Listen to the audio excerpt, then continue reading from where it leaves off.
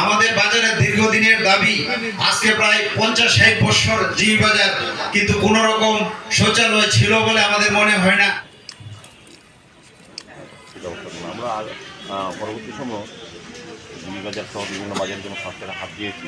আমরা জিবি বাজার ব্যবসা সমিতিকে ধন্যবাদ জানাই, তারা কিন্তু আমাদের খুব সহযোগিতা করেছেন। আমরা বাজার সরকারকে আমরা হাত দিয়েছিলাম, তখন কিন্তু আমাদের তারা সহযোগিতা করেছে। আমরা আগামী দিনেও আমরা এই বাজার প্রথম যে বাজার আমরা কাজ হাত দিয়েছিলাম জিবি বাজার, সেই জিবি বাজারে আমরা সহসাই এটা সাক্ষাৎ করবো, যেটা নতুনভাবে আধুনিকভাবে তৈরি করার চেষ্টা করবো, যাতে দূর দূরান্ত যারা রোগীরা এখানে আসেন এই আমাদের হসপিটাল, তারা যদি জিবি বাজার থেকে ব্যবহার করতে পারে। এই এলাকার লোক যারা বাজারে তারা জিবি বাজার সুন্দর করছে।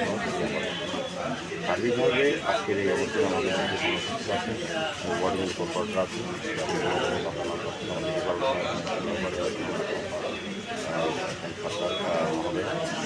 আমাদের নবগ্রহ চেয়ারম্যান আছেন, আমাদের সবাই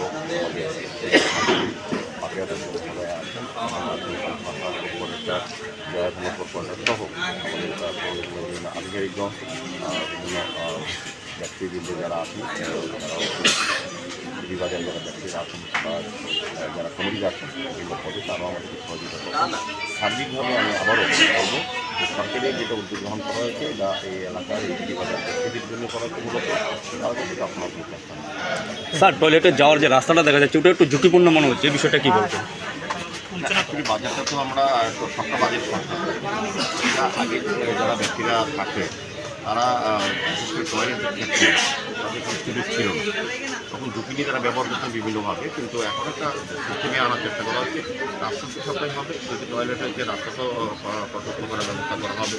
ব্যবসায়ীরা যদি সহযোগিতা করেন, আমাদের পৌর নিগম পক্ষ থেকে আমাদের আগে যে বর্গ ইউনিয়ন রয়েছে এটাকে অত সুন্দর করে ব্যবহার করা যায়, সেদিকে লক্ষ্য রাখা হবে। সার্বিকভাবে আমি বলবো যেগুলি হয়নি জিবি বাজারে, আমি বলবো যে অনেক দিন পর একটা ভালো কাজ করা হয়েছে। এটা আরও আগে করা উচিত ছিল, যারা দায়িত্বে ছিলেন তারা করেননি, বাজারে ব্যবসায়ীদের তারা দেখেননি। আমাদের সরকার আসার পর আমাদের গঠনের পর আমাদের কর্পোরেটর বিভিন্ন প্রান্তে বিভিন্ন বাজারে কাজ করা